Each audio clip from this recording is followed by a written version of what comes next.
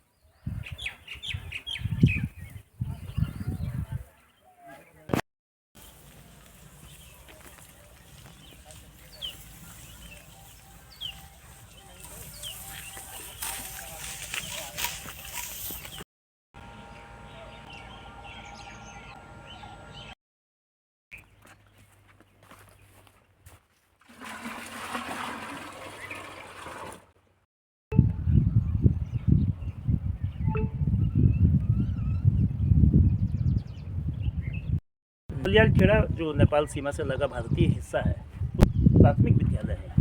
ये वो प्राथमिक विद्यालय है जो हमेशा जो मतदान के लिए बूथ बनता है, और इस बार 19 अप्रैल को भी यहाँ 126 जो वोटर यहाँ रजिस्टर हैं और वो वोट देंगे। तो बहुत दूर हुआ कितने किलोमीटर है? 5 किलोमीटर है, ज़्यादा है, कम है? ज़्यादा ही है, 5 किलोमीटर से।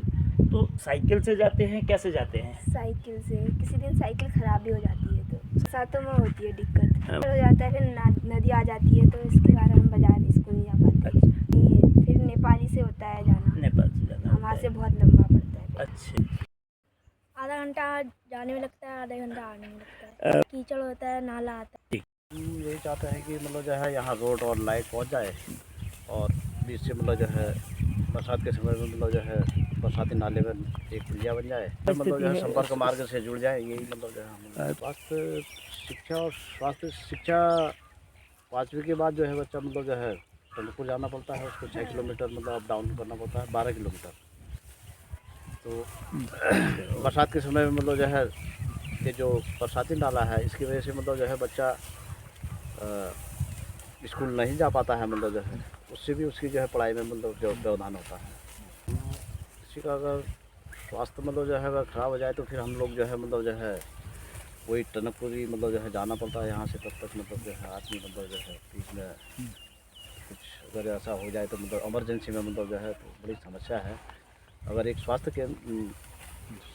केंद्र अगर इधर भी खुल जाए तो मतलब जो है बहुत गाँव वालों को बहुत लाभ हो। अच्छा रास्ता होने के उससे मतलब जो है 108 सेवा यहाँ जो है उपलब्ध नहीं हो पाती है, इसलिए जो है मतलब हम उत्तराखंड सरकार से ये चाहते हैं कि ये रोड और लाइट का मतलब यहाँ। इनकी क्या दिक्कतें हैं आपकी जो थपलियाल-खेड़ा गांव में? जी सर, थपलियाल-खेड़ा गाँव में सर यहाँ लाइट और रोड की समस्या सर, यहाँ और आने जाने में बच्चों को परेशानी होती है।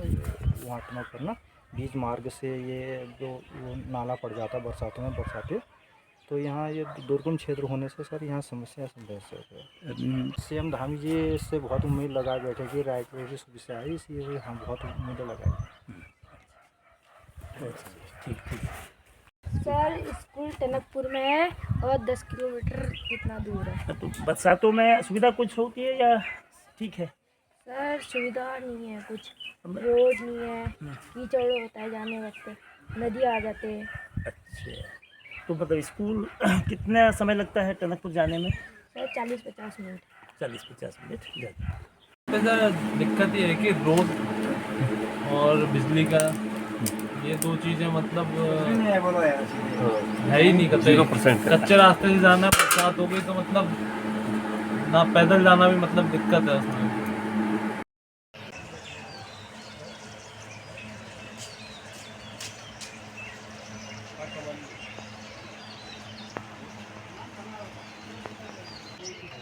हॉस्पिटल के लिए या नेपाल जाना है या फिर टनकपुर जाना है। पढ़ाई के लिए भी टनकपुर ही जाते हैं, स्कूल वगैरह सब टनकपुर में है। इधर है 5 तक का क्लास, 5 क्लास।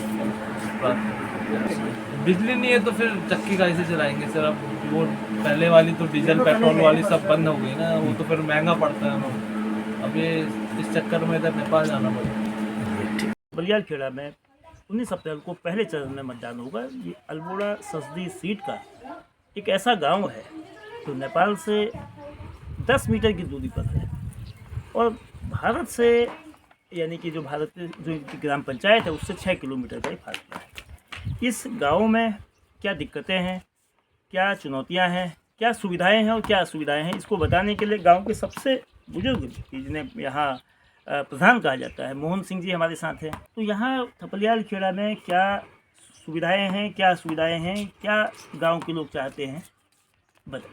सुविधा क्या है? यहाँ कोई सुविधा नहीं है, न रोड है, न रास्ता है, न क्या नाम। देखो बच्चे हमारे स्कूल जाते हैं, 25-35-36 बच्चे हैं यहाँ से टनकपुर स्कूल जाते हैं, जिसमें ये नाला पड़ता है। बच्चों की बड़ी परेशानियाँ आने जाने में, न रोड है न विद्युत है नहीं। अच्छा, तो यहाँ सड़क की कमी है, यहाँ स्कूल नहीं है, यहाँ स्वास्थ्य की असुविधा बताई गई है। तो यहाँ गेहूँ और कहाँ पिसाते हैं गेहूँ? नेपाल में पिसाते हैं, कहाँ पिसाएं? यहाँ पिसाने वाली तो कोई सुविधा है नहीं, सुविधा गेहूँ का भी व्यवस्था नहीं है। नहीं कोई नहीं। अच्छा, धान तो गेहूं का यहाँ जो आप लोग खेती करते हैं, क्या वन विभाग को कोई इसका शुल्क चुकाना पड़ता है, ऐसा कुछ है क्या? शुल्क जो है चराई जमा करते हैं। चराई जमा करते हाँ। हैं, रुपया साल का तो जमा होता 50 रुपये महीने के। हाँ, हर परिवार में। है। तो ये इस गांव में कितने परिवार होंगे?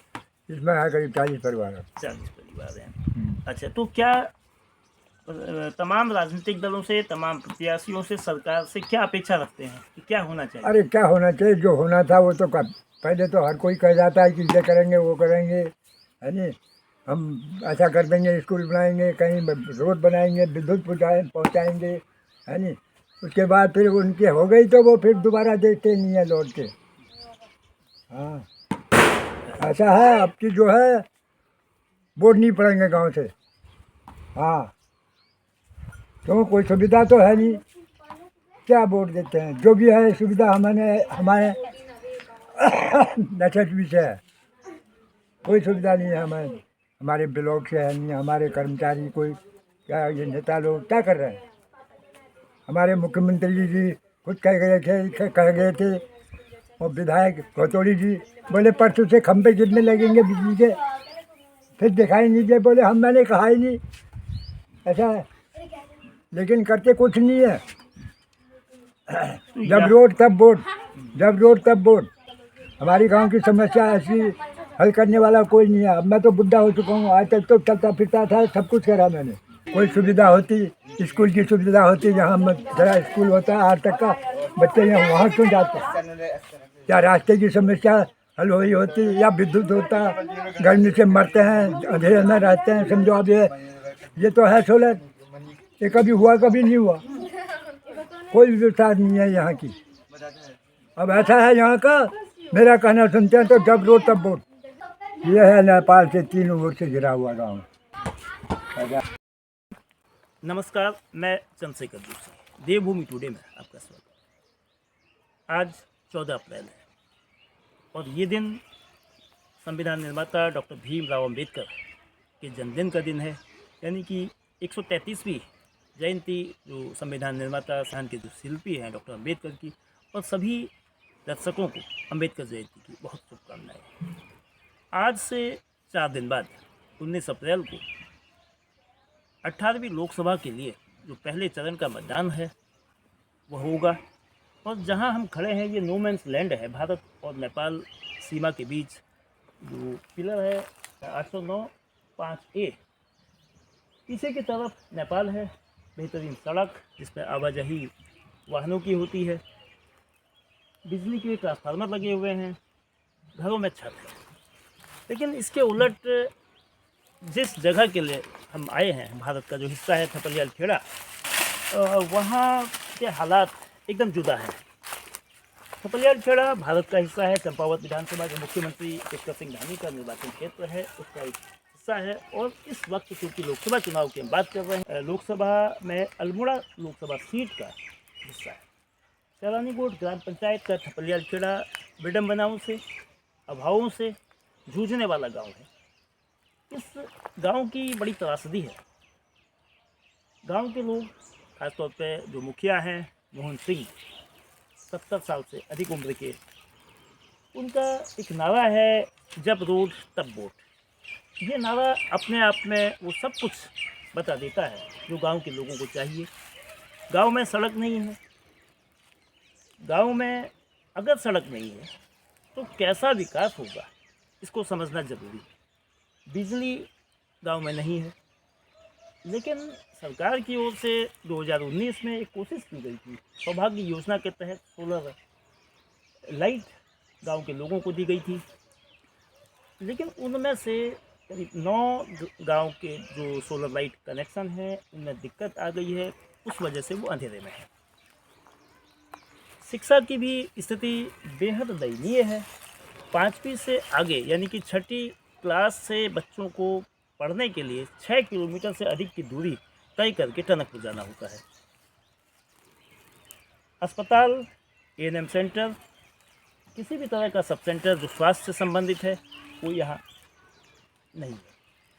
उसका नतीजा ये होता है कि यहाँ गर्भवती महिलाएं, छोटे बच्चे, बुजुर्ग या किसी भी तरह से बीमार होने वाले लोगों को 1000 रुपये में वाहन जो कुछ दूरी के बाद यहाँ से मिलता है उसके ज़रिए उनको टनकपुर अस्पताल पहुँचना होता है। सड़क नहीं होने से 108 जो आपातकालीन एम्बुलेंस है वो यहाँ नहीं पहुँच पाती है और डोली का कोई इंतज़ाम यहाँ नहीं। रोड नहीं, स्वास्थ्य की सुविधा नहीं, शिक्षा की 5वीं के आगे की कोई सुविधा नहीं, बिजली ग्रिड की नहीं है, उसकी अलग तरह से खाम नेटवर्किंग जो मोबाइल जो आज हम डिजिटल एज की बात कर रहे हैं, डिजिटल इंडिया की बात कर रहे हैं, वो भी यहाँ असुविधा जूझ से लोग जूझते हैं। आखिर थपलियालखेड़ा का महत्व क्या है? 3 ओर से ये नेपाल सीमा से घिरा हुआ क्षेत्र है और नेपाल और थपलियालखेड़ा भारत का जो हिस्सा है और नेपाल का जो हिस्सा है उसके बीच 10 मीटर का भी फासला नहीं है। दरअसल थपलियालखेड़ा के जो बासिंदे हैं ये सचमुच और सच्चे प्रहरी हैं, एक ऐसे सैनिक हैं जो सीमा पर मुस्तैद हैं, लेकिन इनके लिए उनको कोई वेतन नहीं मिलता है। गांव के लोग सुविधा चाहते हैं लेकिन वो सुविधा उनको नहीं मिलती है। गांव के लोगों में असुविधा को लेकर ज़्यादातर लोगों में ये नाराज़गी प्रकट होती है। मुख्यमंत्री इस क्षेत्र के प्रतिनिधि विधानसभा में होने के नाते अपेक्षाएं बहुत ज़्यादा हैं, लेकिन क्या पूरी होंगी?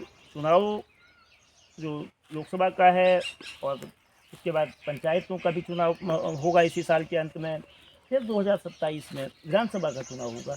लोग इस गांव के लोगों की दुश्वारी, फसल का दाम नहीं मिलना, जो अभी गेहूं की जगह जगह कटाई हो रही है लेकिन गेहूं का दाम 1400 रुपये कुंटल भी मुश्किल से मिल पाता है। मंडी तक गेहूं पहुंचाने की व्यवस्था नहीं है।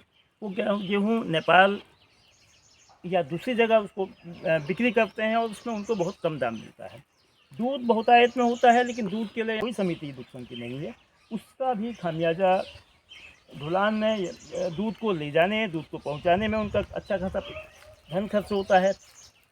यहाँ सबसे बड़ी विडंबना ये है कि नेपाल के लोग अपने गेहूं को पिसाने के लिए थपलियालखेड़ा के लोग नेपाल की चक्की का सहारा लेते हैं। बिजली नहीं होने से और डीजल के दाम की बढ़ोतरी के बाद यहाँ कोई चक्की नहीं है। वन क्षेत्र ये है, इसलिए चारागाह के रूप में अभी भी एक पहले से जो चली आई है, करीब 6 दशक पूर्व से चली आई व्यवस्था में वो चारागाह के रूप में 50 रुपये प्रति माह वन विभाग को कर के रूप में देते हैं। तो कुल मिलाकर इस क्षेत्र में जो 126 मतदाता जब 19 अप्रैल को वोट करेंगे लोकसभा के लिए, स्कूल जो प्राथमिक विद्यालय है उसमें उस जगह पे बूथ बनाया गया है, वो किन मुद्दों पे करेंगे इसको लेकर उनमें जो सुविधाएं चाहिए, जो दिक्कतें, मतलब जो उनकी तकलीफ़ें हैं वो कैसे कम हो, इसको वो चाहते हैं। लेकिन उनकी आवाज़ जिस तरह से ये इलाका दूर है अपनी ग्राम पंचायत से, अपनी तहसील से और ब्लॉक से, तो ये जाहिर बात है कि ये गांव करीब 84 किलोमीटर दूर चंपावत से है, तो उसकी आवाज़ भी नहीं पहुंच पाती है या बहुत देर तक पहुंचती है और तब तक वास्तव में इतनी देर हो चुकी होती है कि गांव का जो हित, गांव के लोगों का जो हित है वो नहीं हो पाता है। उम्मीद करते हैं कि जो 18वीं लोकसभा के लिए जो मतदान होगा और 18वीं लोकसभा के गठन के बाद जब प्रतिनिधि चुने जाएंगे तो वो केवल वादे नहीं करेंगे, दावे नहीं करेंगे, बल्कि हकीकत में गांव की सूरत, गांव की तस्वीर में बदलाव होगा, गांव के लोगों के चेहरों पर मुस्कान होगी।